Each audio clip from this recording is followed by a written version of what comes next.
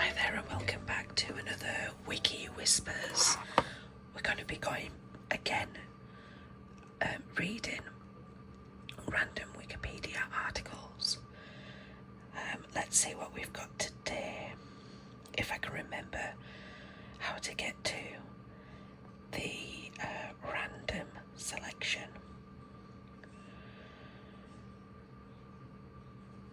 Maybe it's on search. No, explore. Here we go, another random article.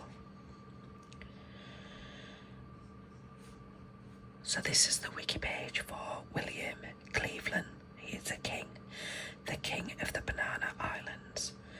William Cleveland, 1720 to the 6th of December, 1758, was an Anglo-Scot who became the self-appointed king of the Banana Island off the coast of present-day Sierra Leone. This is the arms of Cleveland of Tapley, a sewer, a hair salient or collared gules pendant, therefrom a bugle, horned string sable. Details from memorial stained glass window to Archibald Cleveland, 1833 to 1854, Wesley Church. Let's open that up, have a closer look.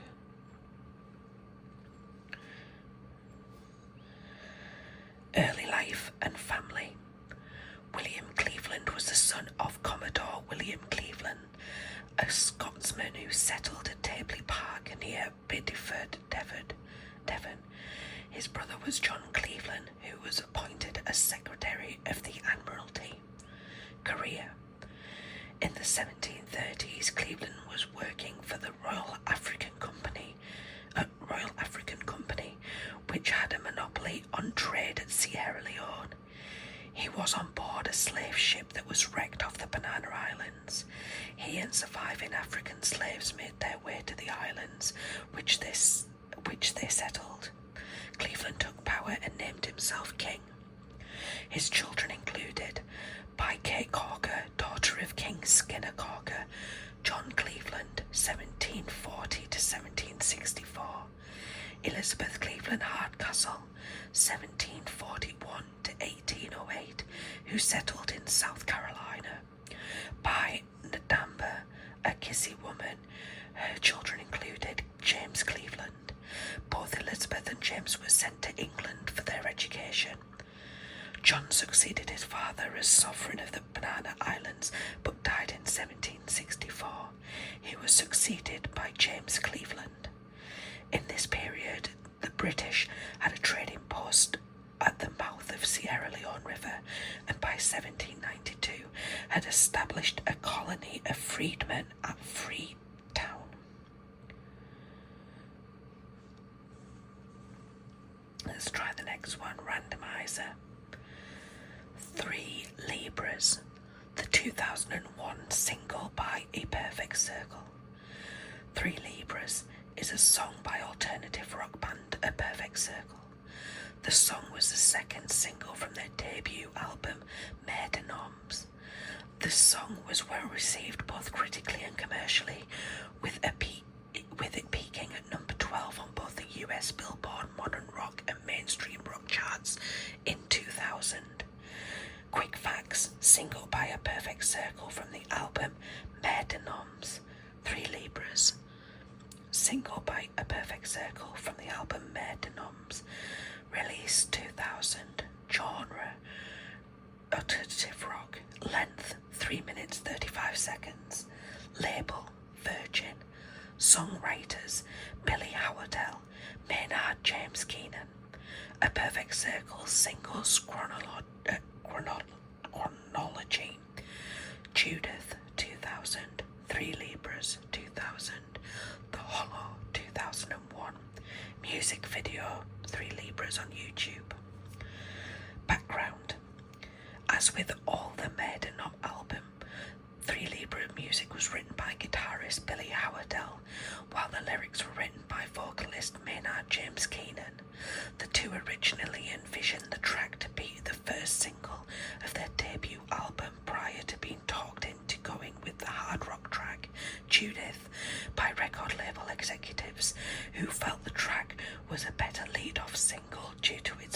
promise of a departure from Keenan's other band, Tool.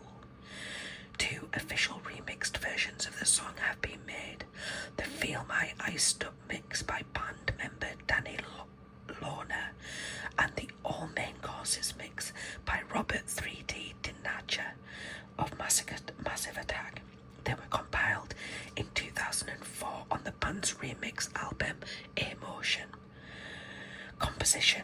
While much of Maidenum's sound is identified with a controversial hard rock aesthetic, 3 Libra's sound is primarily driven by acoustic guitar and violin.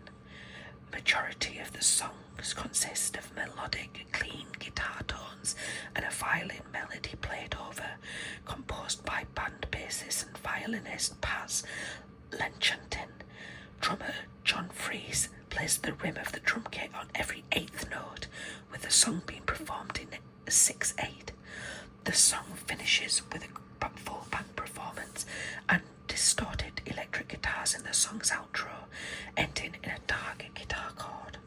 Several alternative versions of the song have very different compositions. The Feel My Ice dub mix featured a greatly slowed down tempo and added electronic beats and effects, giving it a more trance-like sound, where the All Main Courses mix was made extensive use of radio static and noise sound effects. When it performed live, in absence of a dedicated violinist, the band would commonly play an alternative version of the song, with Howardell playing clean electric guitar tones through the song, with the full band backing him with their respective instruments. Reception. The song was generally well received, commercially and critically. The song received significant radio airplay, charting at number 12 on both the US Billboard Modern Rock and Mainstream Rock charts. Critics praised the song. Sputnik Music referred to the songs as one of the most beautiful songs APC ever released, and one of the most emotional releases of the album. Art Direct Editor-in-Chief Nick Florino named the track one of the top 10 Maynard James Keenan songs, calling it a tender moment of longing encased in a beautiful, blissful melody. 3 Libras illuminates the singer's massive vocal range and ability.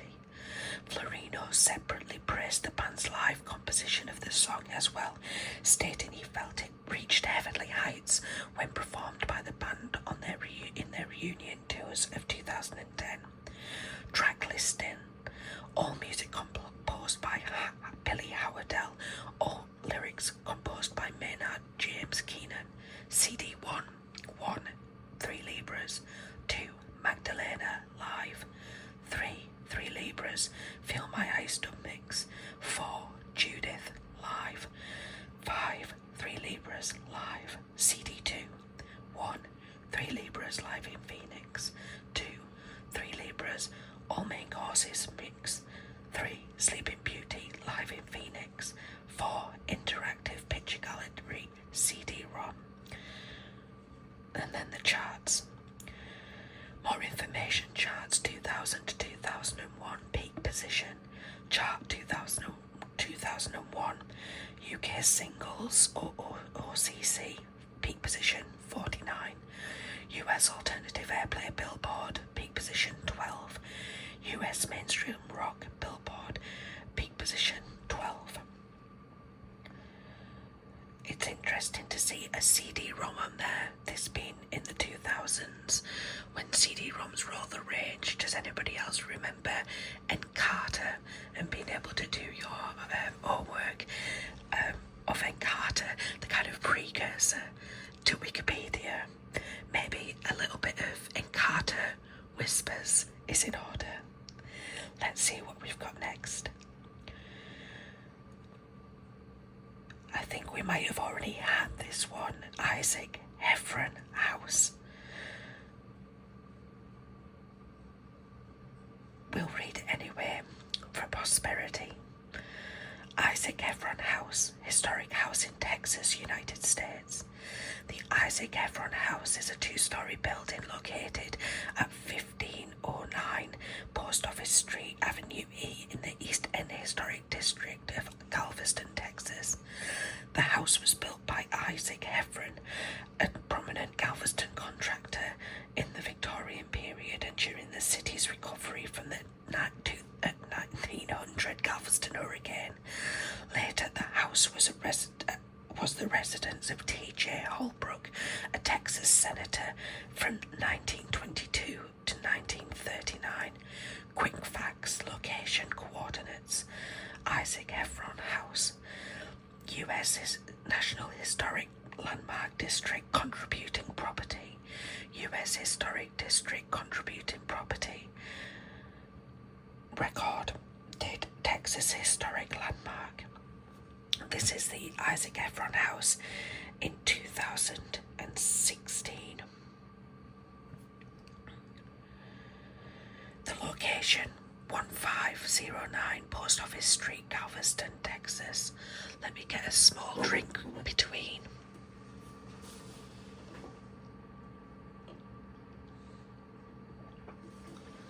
Thank you. Coordinates. 29 degrees, 24 north, 94 degrees, 47, 5 west. Built 1890. Architect Isaac Heffron. Architectural style Victorian. Part of East End Historic District. ID 75001979. The RTHL number 7479. Significant dates. Designated NHLDCP May 11th, 1976. Designated CP May 30th, 1975. Designated RTHL 2016. Isaac Heffron. Isaac Heffron was born in Cardiff, Wales in either 1653 or 1658. He immigrated to the United States in 1860. Sorry, I was distracted there by my cat that's maybe coming to join us. I better move this candle out the way just in case he decides to come up. Beginning in 1881, he worked as a stevedore for the firm Munn, Fry and Company. He remained with the firm until 1885, by which point it had been renamed Fry and Heffron.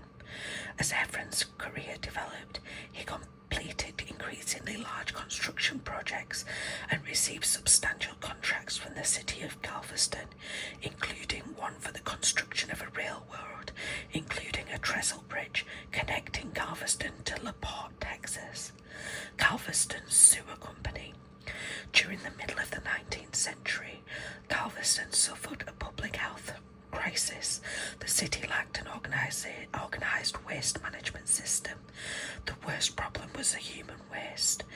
In 1886, Heffron founded the Galveston Sewer Company and was awarded a contract from the city of Galveston to begin laying pipes for a system of surface water and waste drainage. For a fee, Heffron offered homeowners the ability to connect their private homes to the central cement pipes, which deposited runoff into the Galveston Bay. In the following years, he continued to expand the sewage system, initially focusing on the portion of town bound by 14th Street, Broadway, 27th Street and the Bay. By 1899, the system included 8 miles of cement pipes and connected 430 properties. In 1892, during the midst of the project, the city awarded Heffron's company a 50-year franchise to install sewage pipes in the city. Between 1896 and 1901, Heffron and the city officials engaged in acrimonious negotiations regarding the future of the sewage system.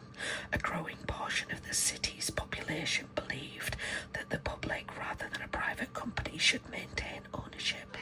Heffron believed that his contract guaranteed city could only take control of the system by purchasing it. Some city leaders, including City Attorney Waverley Smith, believed that the original agreement was unlawful and therefore the city had no obligation to the Galveston Sewer Company. The debate persisted for several years, complicated by the devastation brought by the 1900 Galveston hurricane. Heffron shrewdly used newspaper publicity in effort to sway public opinion towards his perspective. Finally, in 1901, a court ordered Galveston Mayor Walter C. Jones to pay the full purchase price of $93,600. 1509 Post Office. In October 1881, Heffron acquired the property at 1509 Post Office Street in Galveston from David Fahey. Sometime prior to 1871, Josephine and William Cassidy had built a one-story house on the lot. Heffron and his wife, Clotilde,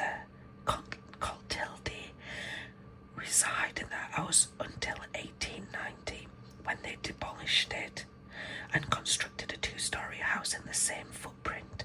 They may have incorporated portions of the earlier building into the 1890s house. Architectural description. The 1890 Isaac Heffron House is a two-story, four-bay urban Victorian house with turned columns, a two-story tripartite bay window, and a central entrance. Compared to other noted architectural examples of the period in the East End district, the house has more retained details. Its placement on a constrained urban lot between other houses limited Heffron's ability to employ other common Victorian elements such as turrets and wraparound porches. This is the footprint of the 1890s Isaac Heffron House as seen in 1899 Sanborn Fire Insurance map of Galveston.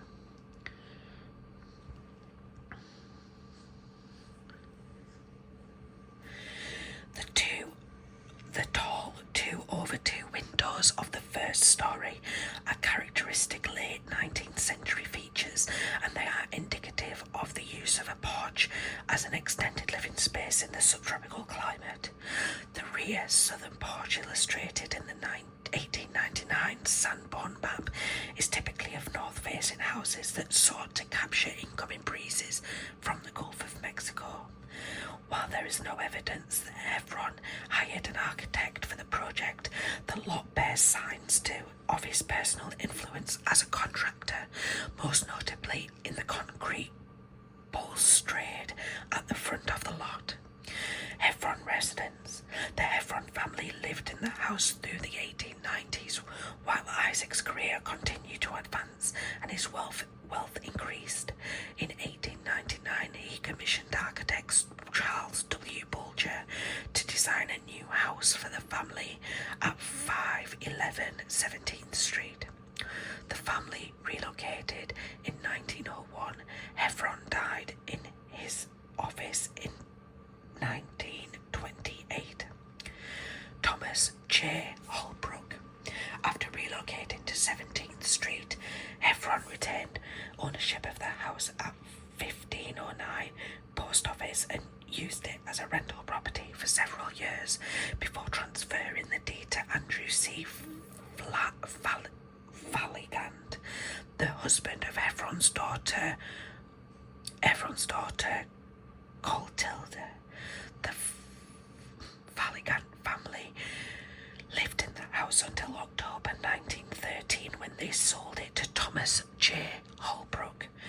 Born in 1878 in Salado, Texas, Holbrook worked as a credit manager for the firm Mistrop Brothers in Galveston between 1907 and 1919. After a 2-year stay in Dallas, he returned to Galveston in 1921 and was elected state senator in 1922. Over the course of his tenure in office from 1922 to 1939, he was leader efforts to construct a 1930 causeway connecting Galveston Island to the mainland and to add a psychiatric hospital to the campus of the University of Texas Medical Branch. The house at 1509 Post Office was his Galveston home throughout his term. Later owners and preservation efforts.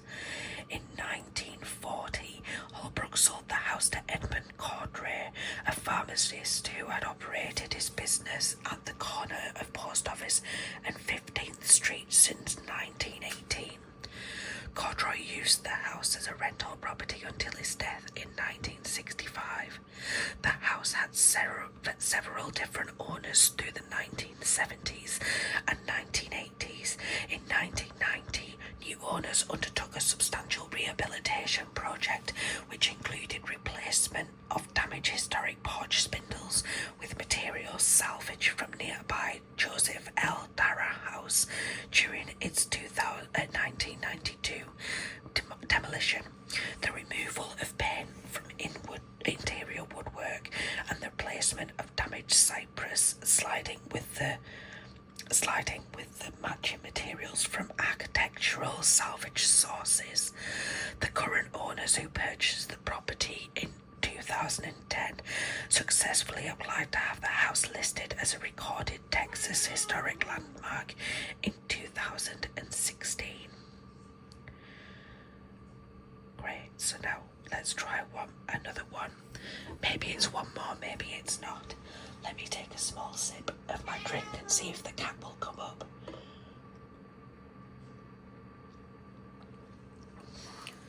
We're going to move on to some Latin now, maybe some botany.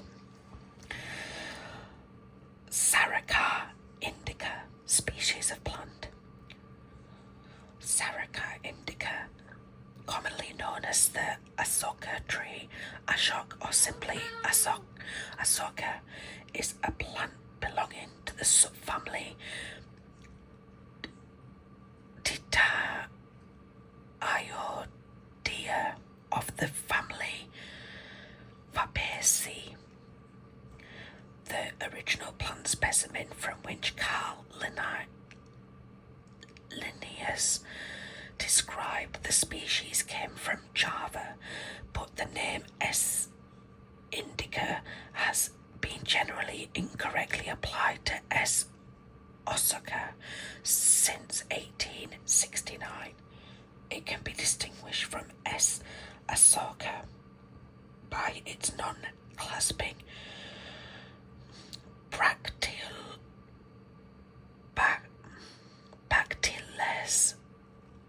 and lower number of ovules, slightly smaller pods, and a more eastern geographic distribution. Wow, if you're still with me, well done. So this is a picture or a drawing of the plant that we're talking about. The conservation status of the plant is of least concern. Kingdom plant, this is a scientific classification. Kingdom plante, clada, trachyphyllite, clade, angiosperms, clade, eudicots, clade, rossids, order, Fabales, family, Fabaceae, genus, Saraca, species, S. indica. The binomial name is Saraca indica. The synonyms are Juncea asoka misapplied, Juncea minor, Sol and Moritzi, Saraca asoka misapplied, Saraca aborensi, Burms F, Saraca pichuga. Sugar, Brain, Saraka, Hamandia, Pierre, Saraka, Minor, Sol and Moritzi, Mick, Saraka, Pyrenea, Crab, Creep, Saraka, Solingerin, Ina, Sensu, Brain, Non-Mick. Again, apologies. I do not know Latin. The seeds are eaten by monkeys and squirrels, and Thai people eat the flowers and leaves of one variety of the species. Saraka is sometimes confused with the false Ashoka Momoon longifolium, which is a lofty evergreen tree native to India. It exhibits symmetrical pyramidal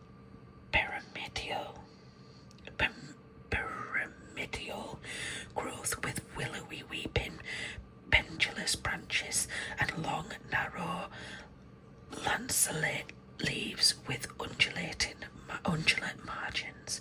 The false ashok tree is known to grow over 30 feet in height. Thank gosh, that was a short one. Let's move on to the next one. So this is the 117th Heavy Anti-Aircraft Regiment Royal Artillery Military Unit. The 117th Heavy Anti-Aircraft Regiment, the 117th HAA Reg, was an air defence unit of Britain's Royal Artillery during World War II. It protected Sheffield during the latter parts of the Blitz and also served on Merseyside and in Orkney, where it protected the vital naval base of Scapa Floor.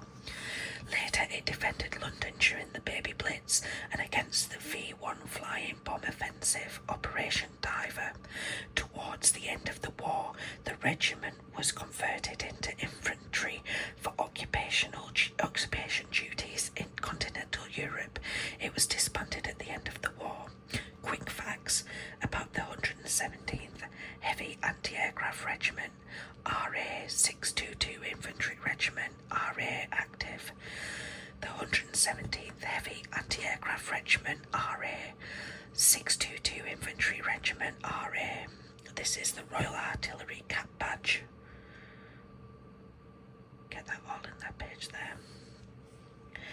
Active, the 20th of December 1940 to the 7th of June 1945. Country, United Kingdom. Branch, British Army. Role, Air Defence Infantry. Size, Regiment.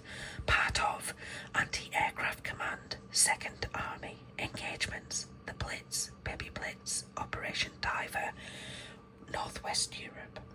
Organisation, the 117th Heavy AA Regiment was raised as part of the rapid expansion of anti-aircraft command in late 1940.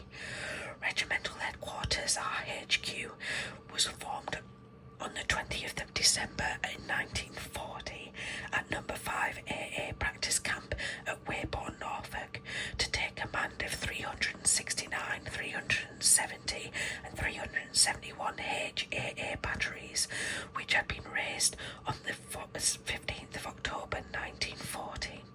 Major R.A. Sparks, second in command of the 99th London Welsh HAA Regiment, was promoted to Lieutenant Colonel as Commanding Officer CO of the new regiment on the 8th of January 1941.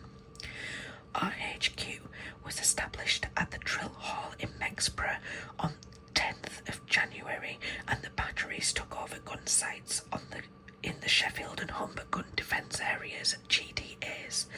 369 BTY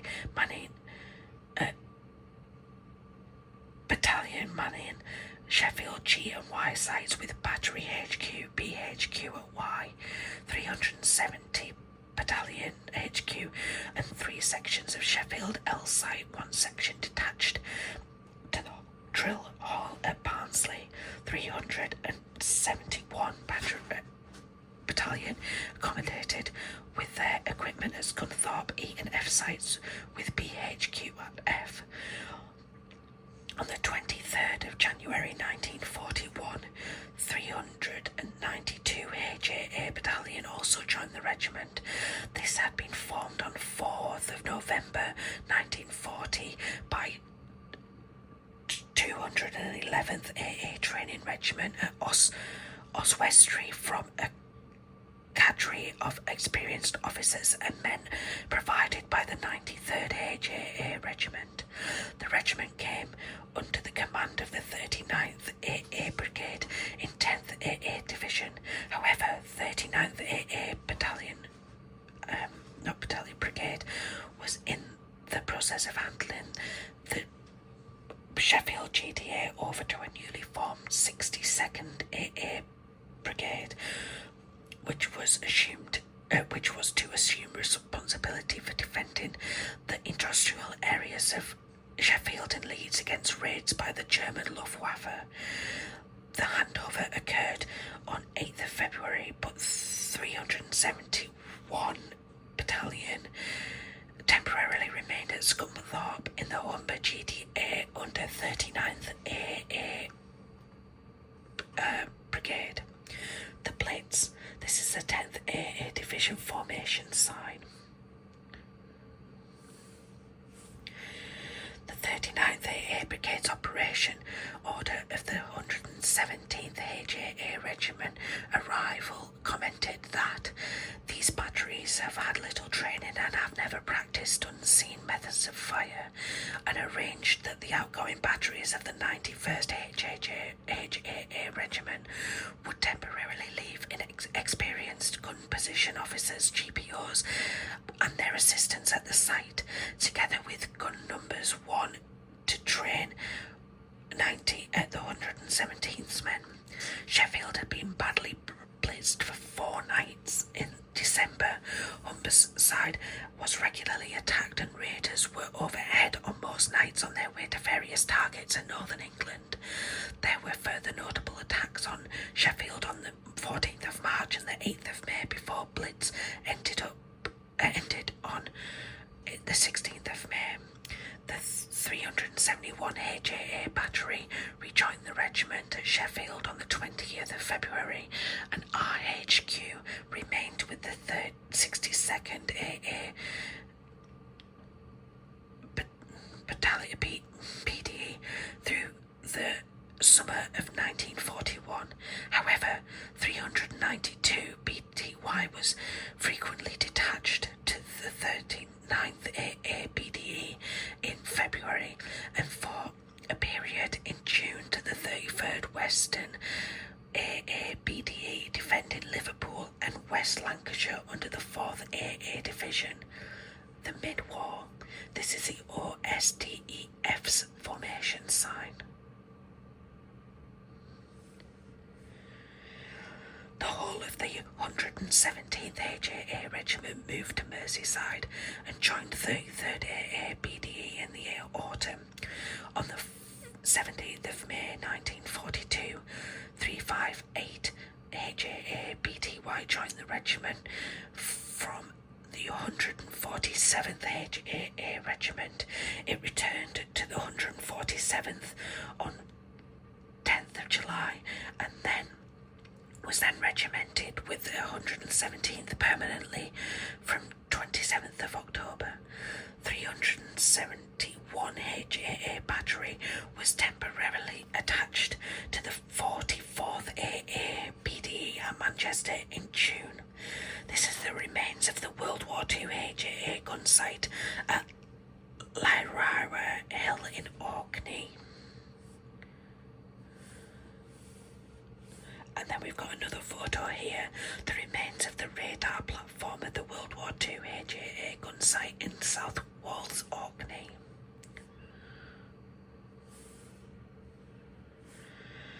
In August, 369 and 392 HAA BTYS were detached through though 369 returned almost immediately, and the regiment was sent to the Orkney and Shetland defences, the OSDEF, It was stationed on Orkney under 58th AA BDE to protect the vital naval base of Scapa Floor. It commanded 369, 370 and 371 HAA BTYS and had 372 HAA BTY attached to it from 119th HAA Regiment on Shetland until October. 392 HAA Battery rejoined the regiment in December and 358 in January, giving the regiment a total of 5 batteries, the whole of the HAA defences deployed on Orkney. By the time the 117th HAA Regiment left OSDEF in October 1943, AA Command on the United Kingdom mainland had been reorganised and the corps and divisions been replaced by groups aligned with the groups of the Royal Air Force RAF Fighter Command. The regiment joined 58th AA BDE in 1 AA group covering the London Inner Artillery Zone, the IAZ. Baby Blitz. In January 1944, the Luftwaffe resumed night raids on London, which became known as the Baby Blitz. These raids employed new, faster bombers with sophisticated pathfinder techniques and radar jamming. For example, on the night of the 21st of January, 200 hostile aircrafts were plotted approaching the south coast in 2 waves, which intermingled with returning aircraft of RAF Bomber Command. This caused problems of identification and restrictions of fire, but the guns of 2 AAGP in southeast England and then 1 AAGP engaged as the raiders approached London. Only 1/5 of the raiders reached the city. The remainder turned away to bomb open country. AA guns brought down 8 aircrafts and RAF night fighters also had successes. At the end of January, London docks received a 130-strong raid, dropping flares and incendiaries as they had in the London Blitz of 1940 to 41. About 1/3 reached their target and 5 were shot down. February began with a 75-strong raid, of which only 12 reached the IAZ and 4 were shot down. On 13th of February, only 6 out of the 115 bombers reached London. The climax came with 5 raids in a week, the 18th to 25th of February, varying from 100 to 140 in strength. These met intense AA fire from the Thames estuary onwards, and fewer than half made it to central London. The AA score was 13 shot down, while the night fighters added 15, with another shared.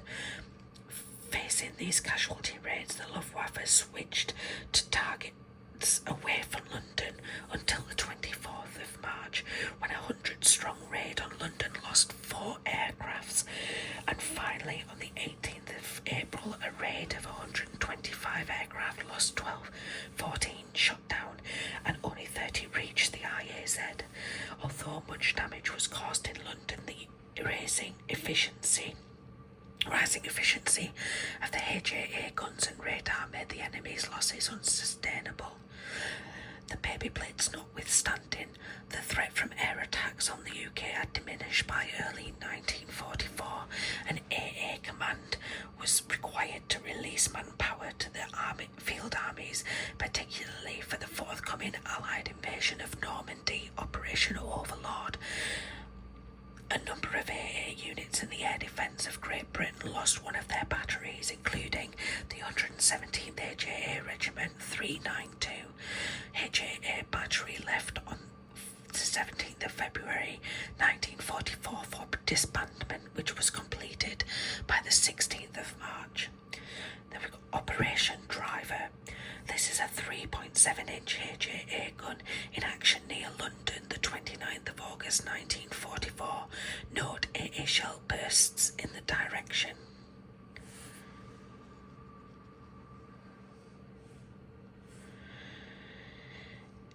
AA Command was preparing for the anticipated arrival of V-1 flying bombs, codenamed Divers. In the event The first of these did not arrive over England until a week after Overlord began with the D-Day landings, and AA units quickly deployed for Operation Diver. However, early results of AA fire by 1 and 2 AA groups against the small, fast, low-flying missiles were disappointing.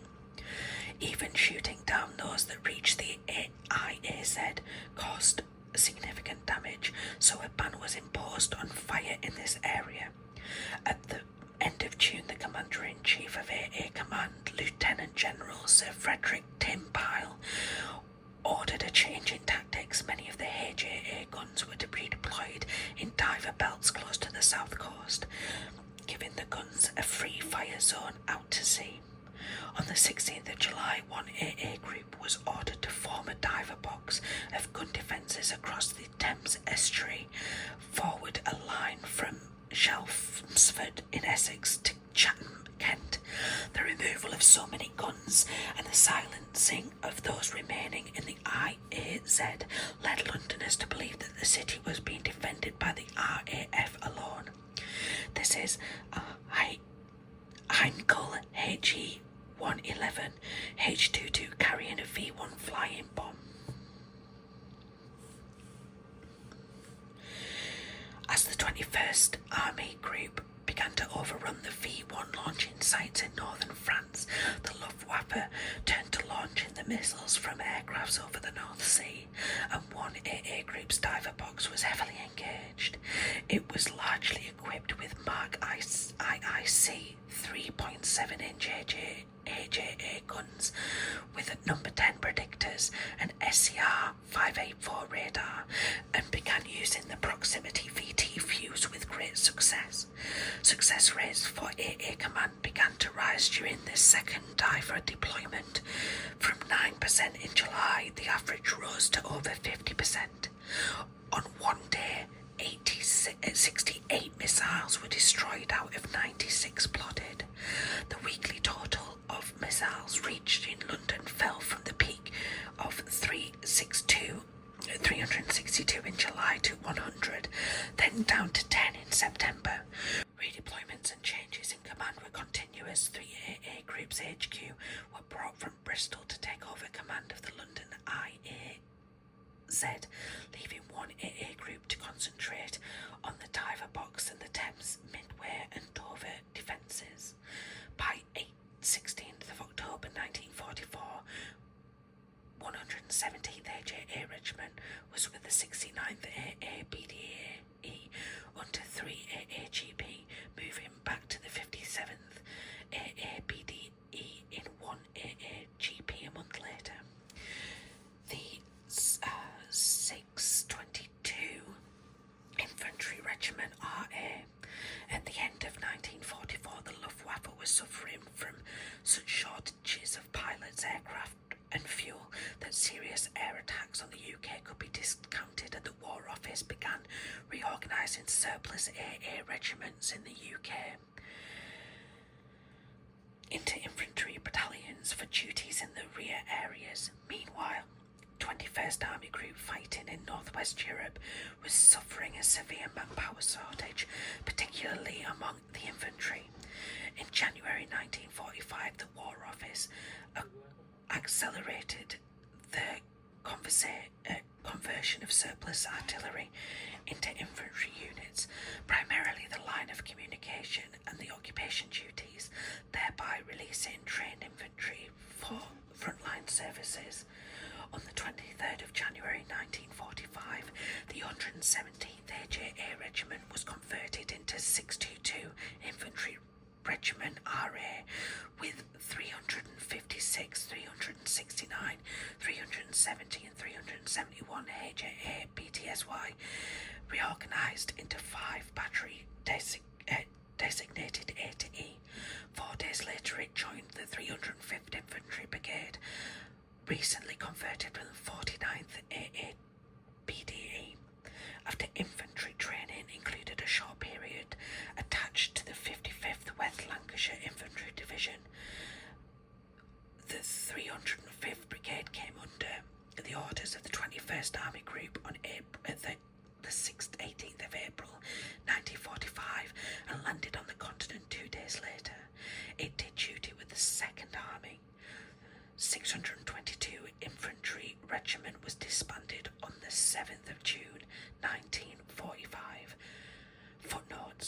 One source suggests that the regiment transferred to 70th AA PDE in 4th AA Division from December to May 1942, but this appears to be an error for 107th HAA Regiment. That will be the end of Wiki Whispers for this time. Thank you very much for joining me. I hope to see you